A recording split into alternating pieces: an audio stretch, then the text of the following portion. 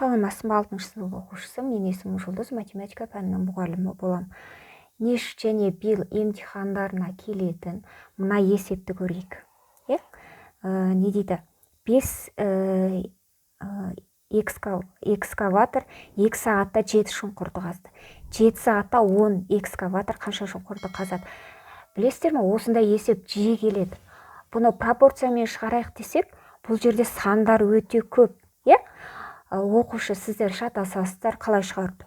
Сондықтан ең оңай жолын үйретейін. Бірінші тұрған сан мен екінші тұрған санды бір-біріне көбейтеміз.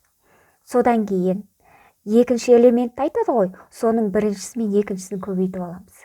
Яғни біз 5-ке 2-ні 10 деп көбейтіп аламыз ойша, 7-ге 10-ды көбейтіп 70 деп көбейтіп аламыз ойша. Енді келемізде мына шыққан 10-ды біз мына 7 деп есепті, яғни пропорция құрамыз. Одан кейін 7-ге 10-ды өтсе 70 дедіге, 70 арғара ол белгісіз қанша деп сұрап тұр. Сондықтан x деп пропорция құра саламыз. Ең оңай жол. Пропорцияны шешеміз. Сонда 10-ға x-ті өсек 10x тең болады, көбейсек 490.